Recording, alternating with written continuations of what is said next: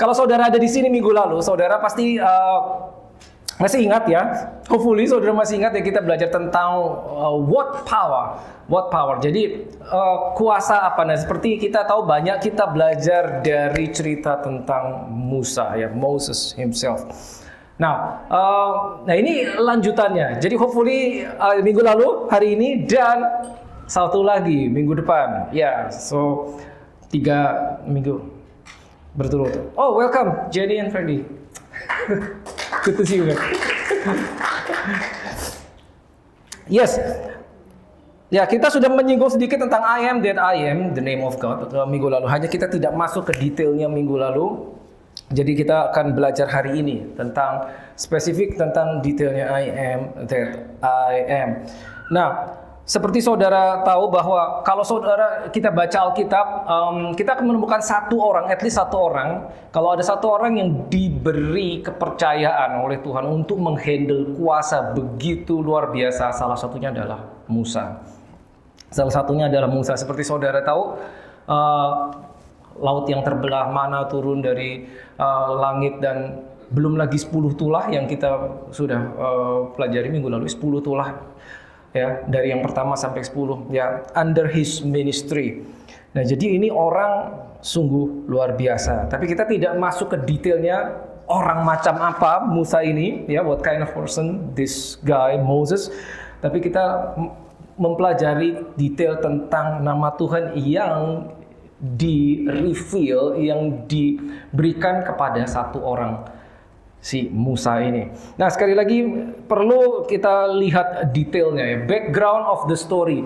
Ya, kita akan masuk lagi di dalam kitab Keluaran. Ya, pasal yang ketiga, ayat yang ke-6, dan lalu saya akan lompat di ayat yang ke-13 sampai ke-15. I am gonna read in the versi bahasa Indonesia, so please you follow with your own version. Ayat 6. Ya, ini background story-nya. Ya, lalu ia berfirman, "Iya Tuhan, akulah Allah ayahmu, Allah Abraham, Allah Ishak dan Allah Yakub." Lalu Musa menutupi mukanya sebab ia takut memandang Allah. Nah, begini saudara, sekali lagi sedikit background story bahwa Musa adalah pelarian, seperti kita tahu. Dia berada di tanah Midian. Dia usia 80 tahun, ya. Dia lari dari Mesir, ya. Saya percaya saudara semua tahu ceritanya mengapa dia lari, karena dia takut. Umur 40 tahun dia meninggalkan Mesir dan dia lari. Jadi dia hidup sebagai pelarian, atau mungkin dengan kata lain buronan, fugitive. Ya, karena dia dikejar, dia lari, sembunyi. Dan dia menghabiskan another 40 years, 40 tahun yang kedua, sampai dia usia 80 tahun. Nah, sekali lagi ini penting memahami background story. Karena mungkin seorang Musa berpikir, okay, my life is over. Saya sembunyi dong. 40 tahun saya lari, 40 tahun lagi saya sembunyi. Now think about this, 40 plus 40. Dalam sembunyi tiba-tiba Tuhan datang kepada Musa memberi sebuah misi. Nah, bayangkan kalau saudara yang jadi Musa, kira-kira saudara akan komentar apa pada saat Tuhan muncul dan bertanya, "Hey Musa, I need you to deliver my people." Kira-kira kalau saudara ada di posisi Musa, saudara akan ngomong apa? "Come on Lord, are you kidding me? I'm retired. I'm 80. Don't you remember? Apakah Tuhan lupa? Saya kan lari dari Mesir, kenapa saya disuruh balik? Bukankah itu sama dengan menyerahkan diri?" Seperti itu. Tapi kita sudah tahu ceritanya. Ya, kita sudah tahu ceritanya. Pada saat Tuhan memilih tidak random. Nah, ini yang perlu kita ingat. Dia tidak random. Dia tahu pada saat dia mengutus si A, si B, si C. Pada saat dia mengutus engkau, dia tahu. Tidak random, dan dia tidak salah pilih. He's God. He knows what he's doing. Dia tidak salah pilih. Ya. Kenapa orang yang udah pensiun, tanda kutip, yang dipilih? Kenapa? Dia tidak salah pilih. Ya, there is a significant reason behind this. Now, sekali lagi itu background story. Nah, ayat 6 ini, ya, kita tahu pada saat itu ada, do you remember the story of burning bush, ya? Ya, semak yang terbakar, ya. Lalu Musa datang, dan dari semak itu keluar suara Tuhan, ya, menyapa Musa. Nah, bayangkan saudara, ini setelah 40 tahun Mungkin tidak pernah ada revelation sama sekali dalam kehidupan dia, tiba-tiba terjadi seperti ini. Dan ayat 6 seperti kita tahu, begitu dia ngomong, Tuhan ngomong mendatangi Musa, memberi tugas dan dia memperkenalkan diri. Dia ngomong, I am, akulah Allah ayahmu. I am the God of your fathers, Abraham, Isaac, and Jacob. Betul loh. Ayat 6. Mari kita baca. Sekarang drop down to ayat 13. Ya, lalu Musa berkata kepada Allah, tetapi apabila aku mendapatkan orang Israel dan berkata kepada mereka, Allah nenek moyangmu telah mengutus aku kepadamu, dan mereka bertanya kepadaku, bagaimana tentang namanya? Apakah yang harus kujawab kepada mereka? Nah, singkat cerita, Tuhan menyuruh Musa kembali ke Mesir untuk membebaskan orang Israel. Tapi Musa berargumen seperti ini. Pada saat aku akan sampai di depan orang Israel, dan mereka bertanya tentang namamu, apa yang harus aku jawab? Dan ayat 14, ini yang paling terkenal. This is the most famous, I should say. Firman Allah kepada Musa, aku adalah aku. Ya, ini yang merah ini. Tentunya bahasa Inggrisnya, I am that I am. Lagi firmannya, beginilah kau katakan kepada orang Israel itu, akulah aku telah mengutus aku kepadamu. Now this is a bit confusing. Akulah aku telah mengutus aku kepadamu. I am that I am has sent you to them. Oke. 15. Selanjutnya berfirman Allah kepada Musa, beginilah kau katakan pada orang Israel, Tuhan Allah nenek moyangmu, Allah Abraham, Allah Ishak dan Allah Yakub telah mengutus aku kepadamu. Itulah namaku untuk selama-lamanya dan itulah sebutanku turun-temurun. Turun-temurun. Oke, we're going deeper. Oke, are you ready? Oke, ayat 6. Pada saat Allah menunjukkan diri kepada Musa, dia sudah ngomong, I am the God of your fathers, Abraham, Isaac, dan Jacob. Ya kan itu udah bilang toh. Nah, kenapa kok Musa masih nanya lagi? Ini kan ayat 6 udah dikasih tahu siapa aku, bener kan? Are you there? Akulah Allah ayahmu, Allah Abraham, Ishak dan Yakub. Tapi di sini dia nanya lagi. Nanti kalau mereka tanya kepada aku siapa yang mengutus, aku harus ngomong apa? Nah, lalu muncul statement ini, I am that I am, the most famous statement. Pada saat saya baca ini, saya berpikir begini, untung Musa nanya. Kalau Musa nggak nanya, ini nggak muncul ini kalimat. Begini saudara, Tuhan mereveal dirinya, Tuhan memperkenalkan dirinya kepada masing-masing kita dengan cara berbeda-beda. Beda-beda. Bagaimana saudara mengenal Tuhan dengan sebelah saudara mengenal Tuhan tidak sama. Berbeda. Pada saat Tuhan memperkenalkan diri kepada Abraham tidak sama dengan dia memperkenalkan diri kepada Raja Daud, kepada Yusuf. Tidak sama. Kepada Musa tidak sama. Pada saat Tuhan memperkenalkan diri perjanjian baru kepada Petrus, ya, dengan pertemuannya Petrus sebagai tukang ikan dan bilang follow me, tidak sama dengan bagaimana dia memperkenalkan dirinya kepada Paulus. Beda kan, saudara tahu ceritanya itu? Tidak sama. Spesifik, sangat spesifik.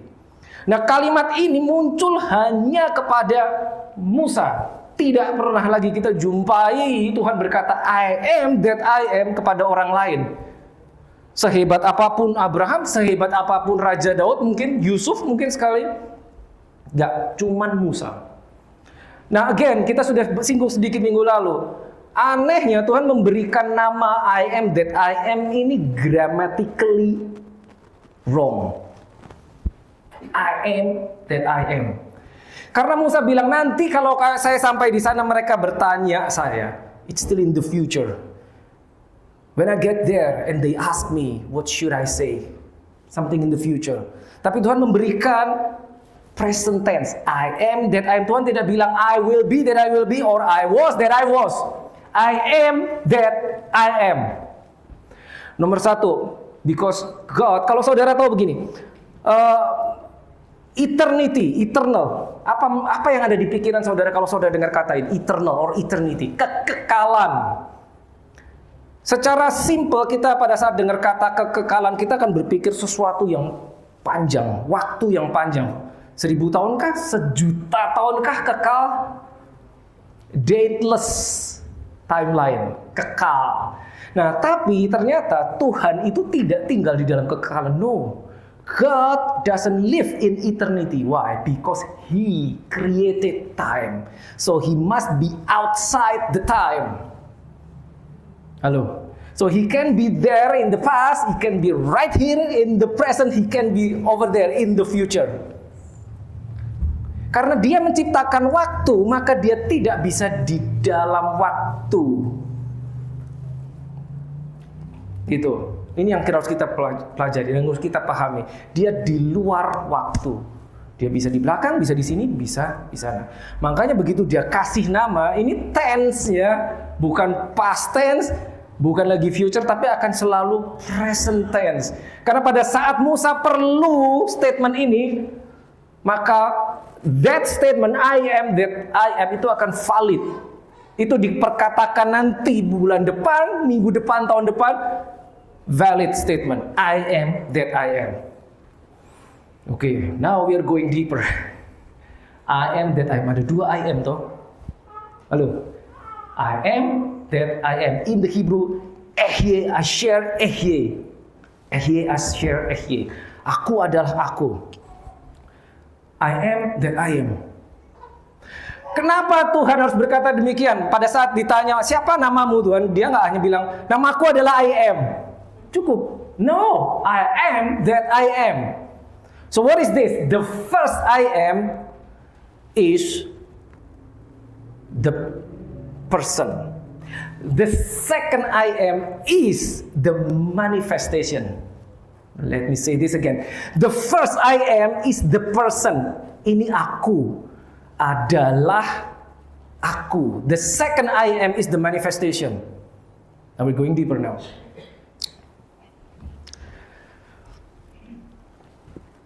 Pada saat Musa tanya, Tuhan tidak berkata, nanti kalau orang Israel tanya siapa aku, bilang I am the deliverer. Kan dia kan diutus untuk membebaskan tuh.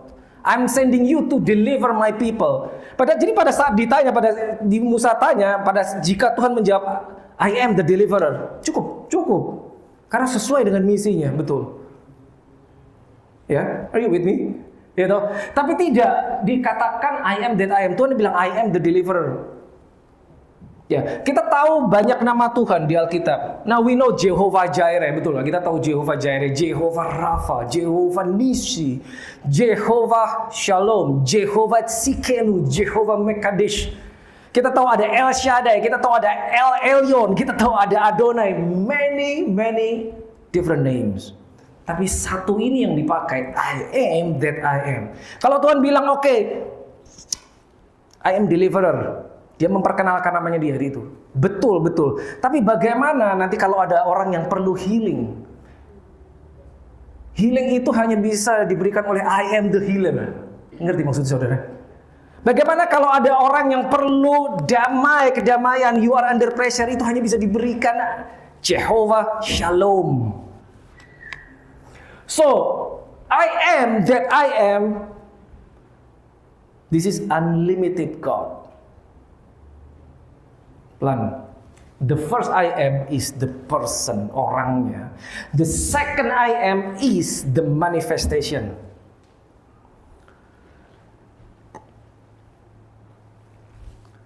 Musa berjalan menjumpai orang Israel. Saudara tahu kisahnya sungguh luar biasa. Tulah pertama sampai tulah ke-10. Kalau dia berjalan dan berjumpa ada seseorang yang membutuhkan kelepasan, I am itu cocok masuk situ. Kalau ada orang yang membutuhkan kesembuhan, I am. Dengan kata lain begini, pada saat saudara berdoa di hadapan Tuhan, and then you pray for something, Lord, I need peace, aku butuh kedamaian, maka dia akan menjawab, I am. Pada saat saudara sakit dan Lord, I'm sick, I need healing, maka dia akan menjawab, I am healing. No matter what your condition is, this statement is still valid. My God. Did you get that? Anggap nggak? Apapun yang engkau butuhkan, I am. itu akan masuk di dalam situasi dan menjawab kebutuhan saudara. Halo. Apapun. Tuhan, aku butuh pertolongan. Tadi kesaksian luar biasa. I am. Bayangkan begini saudara. Saudara diberikan sebuah cek. Bukan blank check dalam arti negatif. Blank check itu cek yang kosong, tidak bisa diuangkan. No, it's an empty check. Berarti it's not blank check. Cek nih saudara diberikan. Terus yang ngasih cek bilang sama saudara, tulis sendiri berapa jumlah yang kau perlu. Think about it for a moment. Saudara diberi cek, selembar cek tapi masih kosong angkanya. Lalu dia bilang, kamu perlu berapa? Tulis sendiri. Bayangkan ya. Saudara perlu 1.000, ya tulis 1.000. Bisa dipakai, bisa. Ternyata saudara bukan perlu 1.000, saudara perlu 10.000. Tulis 10.000 bisa dipakai, bisa. Ternyata saudara butuh lebih besar, saudara butuh 1 juta, tulis 1 juta. Bisa dipakai, bisa. So it's like an empty check, bukan blank check, empty check. I am. Maksudnya apa? Kamu perlu apapun juga, I am. I will be the answer of your prayer, my God. Good God. This is huge. Tapi sebaliknya begini saudara. Jika saudara mendengar satu kesaksian, ya, ada seorang bersaksi bahwa dia sakit dan dia disembuhkan, maka pengalaman orang tersebut terhadap Tuhan, dia akan berkata, Tuhan adalah penyembuh karena dia mengalami sakit dan disembuhkan. Oke, you got that? Maka statement ini juga masuk, I am, buat orang tersebut. Pada saat seorang ada bersaksi, karena saya under pressure, saya stres, I need a deliverance for my soul, for my mental health. Dan dia berkata, Tuhan menolong saya, sekarang saya dibebaskan. Maka buat orang itu, Tuhan adalah pembebas. I am. Jadi maksudnya adalah, apapun kondisimu, I am. Aku akan jadi seperti itu. Aku akan jadi seperti itu. Nah sekarang kembali kepada kita. Bagaimana kita hidup kalau kita berkata, oke, I'm a Christian. Bagaimana kita menghidupi kekristenan kita? Apakah kita punya connection? Kita punya pengalaman bersama Tuhan? Apakah yang penting saya ke gereja setiap minggu? Tapi saya nggak punya pengalaman pribadi dengan Tuhan. Kalau kita nggak punya pengalaman dengan Tuhan, tidak pernah mengalami Dia, we don't need this. Kita nggak perlu I am. Kita nggak perlu dia. But until we are in a situation yang kiri kanan depan belakang tidak ada yang bisa menolong, lalu kita berteriak kepada Tuhan, maka dia akan memperkenalkan dirinya sesuai dengan apa yang engkau perlukan. I am. Did you get that? Ya, saudara bisa nangkap ya. Now this is huge, dan ini cuma di reveal kepada Musa, cuman kepada Musa. Bayangkan Musa orang pelarian, pada saat dia balik ke Mesir, mungkin orang-orang di sana pikir, ini kan yang 40 tahun lalu lari, ini ngapain orang ini balik lagi? Kalau orang Israel lihat ini, terus tiba-tiba bilang, orang yang lari 40 tahun lalu, tiba-tiba di depan orang banyak bilang, aku disuruh Tuhan untuk bawa kamu keluar dari Mesir. Kira-kira mereka bakal percaya nggak? Kalau saudara yang jadi orang-orang itu, tiba-tiba ada orang yang lari 40 tahun lalu dan you know that person, and then all of a sudden orang itu muncul dan berkata, sekarang aku datang untuk membebaskan kamu karena Tuhan mengutus aku. Are you gonna trust that person? Apakah saudara akan percaya sama si Musa? Mungkin tidak. No, mungkin tidak. Ya kamu berkata kamu membebaskan kita, kamu aja lari 40 tahun lalu. No, God knows bahwa apa yang dihadapi Musa is way beyond imagination. Maka dikasih yang tidak terbatas. Nih, unlimited God. That means unlimited power in your hands. My God. Alkitab berkata bahwa Musa, aku mengutus engkau untuk menjadi Allah buat Firaun. You will be God for Pharaoh, and Aaron will be your prophet. It's in the Bible. Dibilang engkau akan menjadi seperti Tuhan buat Firaun. So that means dia punya akses kepada the power of God. Maka dikasih ceknya, nih kamu perlu apa aja, tulis sendiri. Ilustrasinya seperti itu, saudara. Gitu loh. Nah, amazing nih, tadi seperti dia bilang, untung Musa tanya, gitu. Untung Musa tanya dan langsung dijawab seperti ini. That is amazing. That is amazing.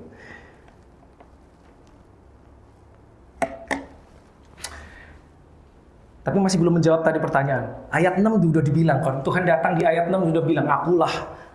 Sudah memperkenalkan diri. Tapi Musa masih nanya. Seakan-akan there is something yang Musa tahu yang orang lain nggak tahu.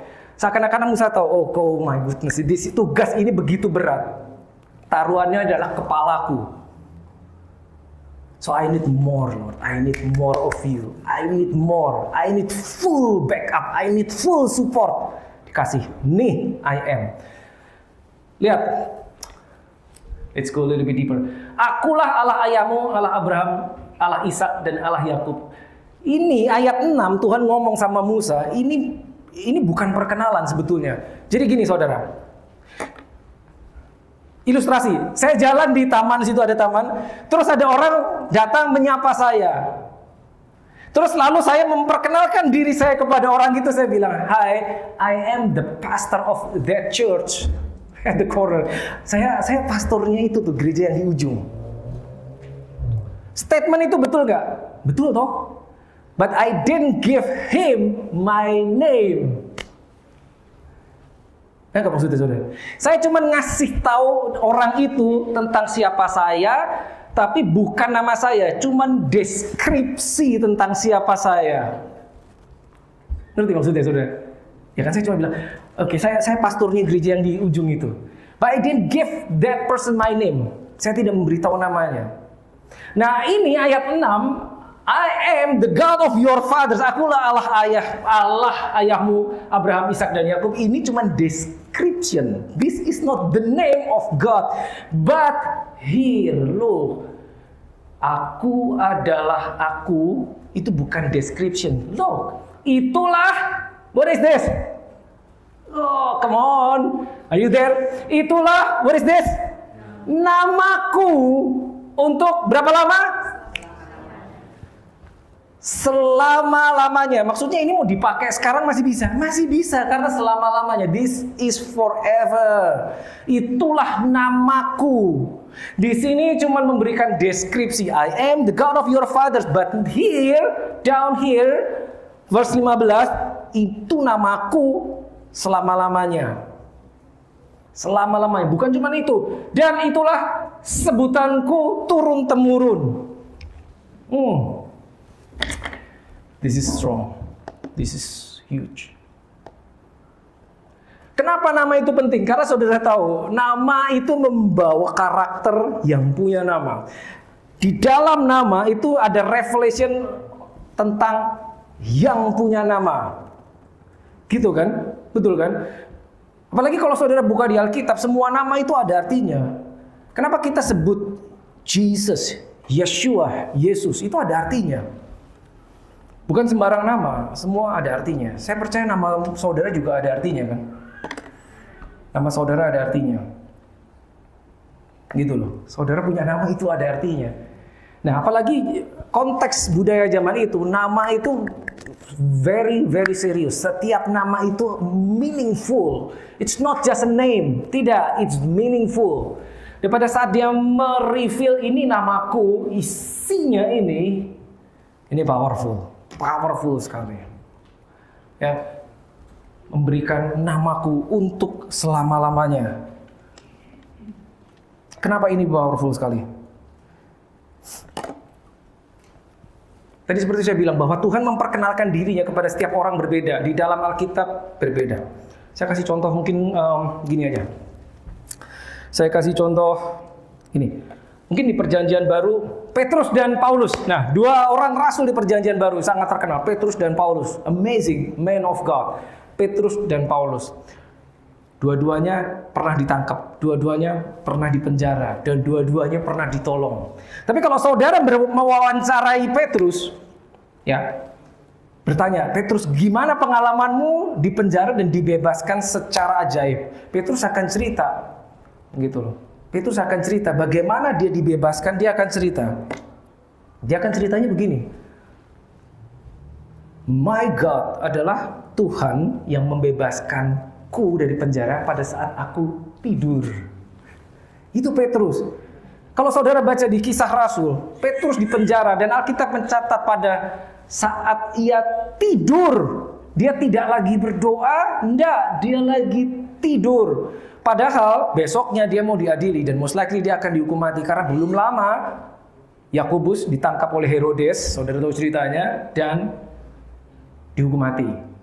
Wah, orang-orang pada suka, ya orang-orang Yahudi suka, maka mereka Herodes menangkap Petrus dan besoknya akan diadili. Nah, malamnya Petrus tidur. Alkitab mencatat malaikat muncul, ditepok pundaknya. Yuk Petrus, pakai sepatumu, pakai jubahmu, diajak keluar. Melewati beberapa pintu, melewati penjaga.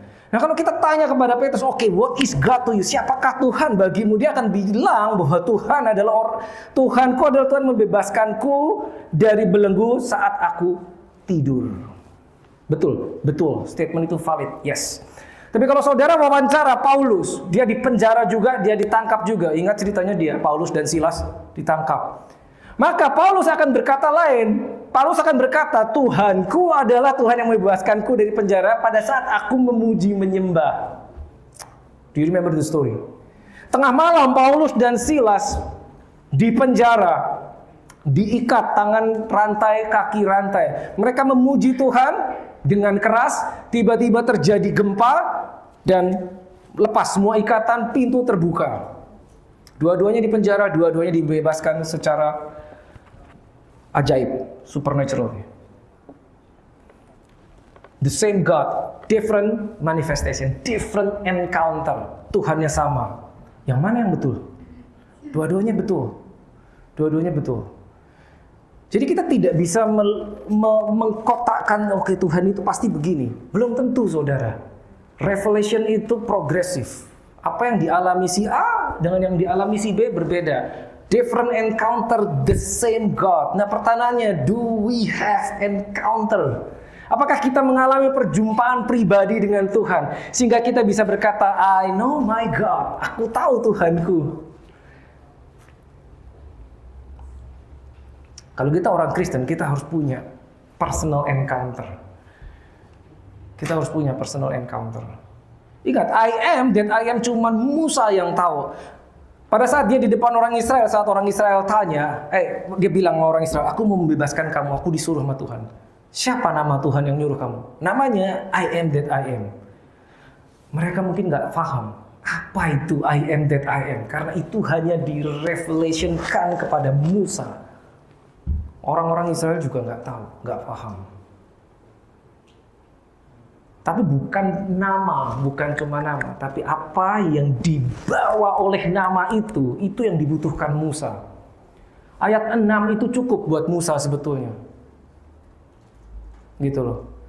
Tapi kalau ini, cuma ini. Akulah Allah ayahmu, Allah Abraham, Allah Ishak, dan Allah Yakub. Mungkin Musa harus berpikir keras. Apa ya yang dialami Abraham ya? Apa yang dialami Ishak ya? Apa yang dialami Yakub yang bisa relevan dengan pengalamanku yang akan aku alami pada saat aku datang kembali di depan Firaun dan berkata, let my people go. Mungkin Musa tahu, oke, Abraham ditolong Tuhan. God of Abraham adalah Tuhan yang membuat Abraham bisa memiliki anak padahal usia udah 100 tahun. Tapi revelation itu dibawa Musa di depan Firaun mungkin gak berguna, saudara. Halo, the same God, but he needs sesuatu yang relevan. Yang pada saat dia datang ke Firaun, let my people go, itu bisa berhasil. Apa yang dialami Ishak, apa yang dialami Yakub? Ceritanya Yakub apa? Yakub diubah dari Jacob menjadi Israel. Diubah. Tapi Musa sekalipun dia tahu itu dipakai untuk menghadapi Firaun, mungkin gak kepakai. Maka dia perlu yang ini. I that I am. Isn't that amazing? I am that I am. Dia perlu yang itu. Maksudnya apa? Apapun yang akan kamu alami akan relevan sama yang ini. Tapi kalau kita cuma pakai yang ini, Tuhan, yang aku hadapi ini Firaun. Yang aku hadapi ini orang yang bisa menangkap orang kapanpun, hukum mati. Mungkin yang ini. Ini benar buat Abraham, ini benar buat Ishak, ini benar buat aku. Mungkin Musa bilang, Lord, I need more, I need this, Lord. I need something greater than this. Saya nggak tahu apa yang saudara alami. Tapi satu hal, one thing I know. Apapun yang saudara alami, apapun yang saudara hadapi, yang ini akan relevan. Yang amin cuma 2 orang nih. Let me try again. Apapun yang saudara hadapi, yang ini akan relevan. Glory to God. Hallelujah. Yes. Praise the Lord. Hallelujah. Now, kita tahu nama Tuhan banyak ya. Jehovah Jireh, Jehovah Rafa, tadi kita udah singgung banyak. Dan setiap nama itu ada ceritanya. Tapi tahukah saudara?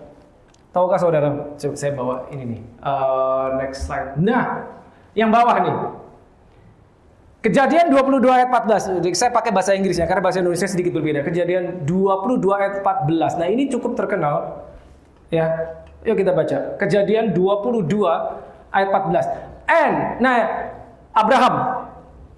And Abraham called the name of that place Jehovah Jireh, as it is said to this day, in the mount of the Lord it shall be seen. Jehovah Jireh itu terkenal tuh. Setiap kita tahu Jehovah Jireh, Jehovah Jireh, Yahweh Yireh. Yahweh Yireh. Artinya God is my provider. God is my provision. Itu betul ya. Tapi let's go back to Bible. And Abraham called the name of that place. So Jehovah Jireh is the name of the place. Halo. Nama tempat. Memang kita down through the history. Sekian generasi ke depan, kita menyebut ini menjadi nama Tuhan, betul loh. Tapi asalnya ini, look at this. Abraham menyebut nama tempat itu karena dia mengalami sesuatu. Saudara ingat ceritanya pada saat dia mengorbankan anaknya yang namanya Ishak ya, ingat kan itu kan? Lalu di stop sama malaikat, lalu digantikan oleh seekor anak domba yang tersangkut. Ingat cerita itu kan? Lalu di situ dia membangun mezbah, dan Abraham menyebut nama tempat itu Jehovah Jireh. Jadi itu sebetulnya nama tempat. Gitu. Relevan buat Abraham karena dia mengalami itu. Lalu Hakim-Hakim 6 ayat 24. Kita lihat cerita tentang Gideon. Gideon built an altar, mezbah there unto the Lord and called it. Menyebut mezbah yang didirikan. Apa disebutnya? Jehovah Shalom. Unto this day it is yet in Ophrah of the Abiezrites. Nama tempat Jehovah Shalom. Memang kita mengadaptasi sekian generasi mendatang itu menjadi nama Tuhan. Tidak salah Tuhan, tidak salah saudara, karena itu compound name Jehovah Shalom. Tuhan yang memberikan damai sejahtera. Jehovah Jireh, Tuhan yang menyediakan. Itu betul.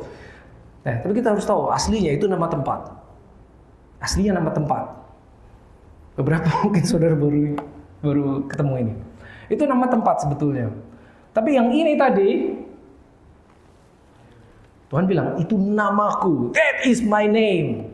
That is my name. Seperti saudara ingat El Shaddai. Arti El Shaddai adalah apa? The Almighty God. Ya, Almighty God. Tuhan maha besar. Maha. Bahasa Indonesia maha. Ya, kata maha itu udah paling lah. Udah gak ada yang lebih besar lagi. Makanya disebut maha besar. El Shaddai. Saudara tahu itu diberikan kepada siapa? Di Revelation. Di reveal kepada siapa? Kata El Shaddai. Kita sering dengar kan, El Shaddai, the Almighty God. Kalau kita lihat di Alkitab, itu diberikan kepada siapa nama itu?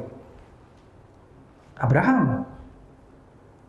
Kita tahu ceritanya, Abraham dipanggil umur 75, dia dijanjikan akan memiliki anak.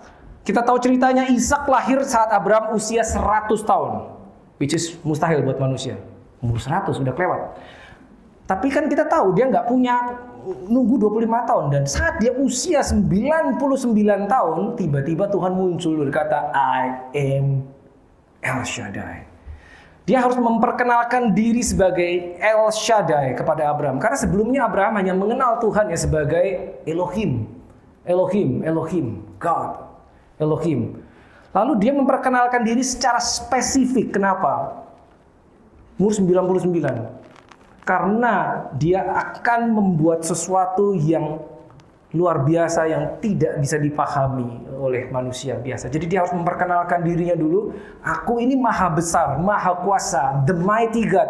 Jadi berikutnya yang akan kamu alami itu karena aku telah memperkenalkan diriku sebagai El Shaddai, and then you know your God can do anything. Meskipun itu di luar akalmu.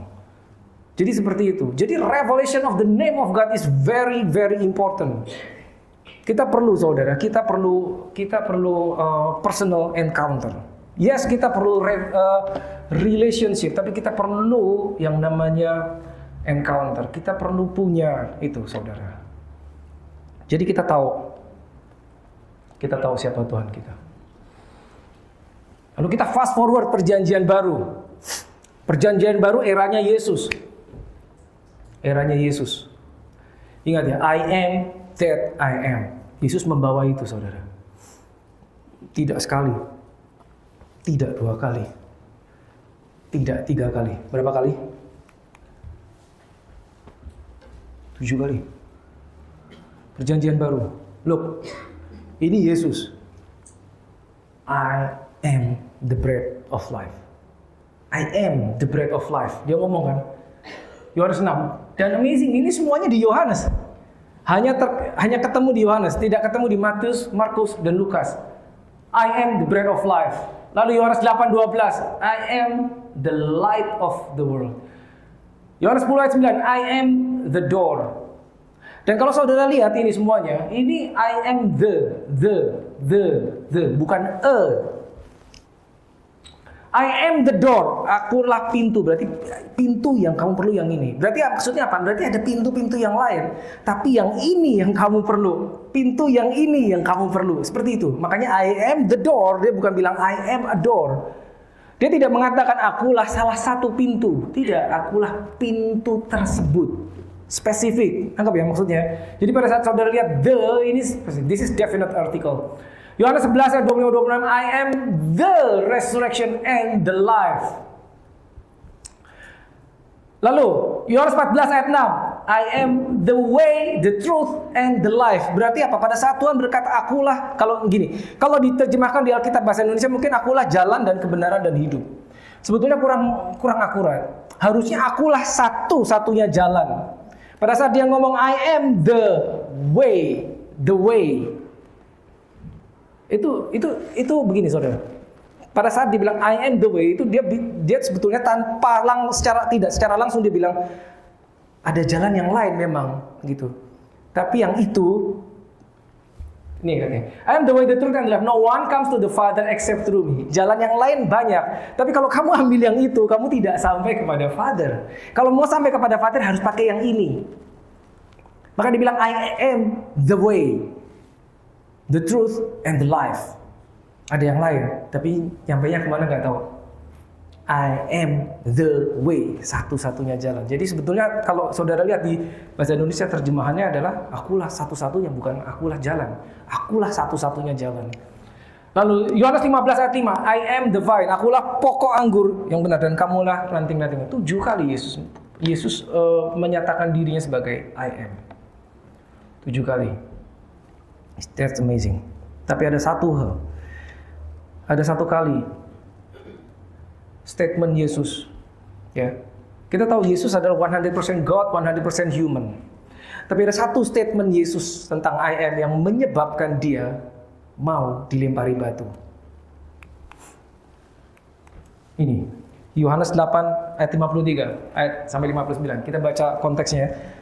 Nah, Dia bersoal jawab dengan orang-orang Yahudi saat itu. Adakah engkau lebih besar daripada bapa kita Abraham yang telah mati? Nabi-nabi pun telah mati. Dengan siapakah engkau samakan dirimu? Jawab Yesus, jikalau aku memuliakan diriku sendiri, maka kemuliaanku itu sedikit pun tidak ada artinya. Bapakulah yang memuliakan aku. Tentang siapa kamu berkata, dia adalah Allah kami. Ayat 55. Padahal kamu tidak mengenal dia, tetapi aku mengenal dia, dan jika aku berkata aku tidak mengenal dia, maka aku adalah pendusta sama seperti kamu. Tetapi aku mengenal dia dan aku menuruti firman-Nya.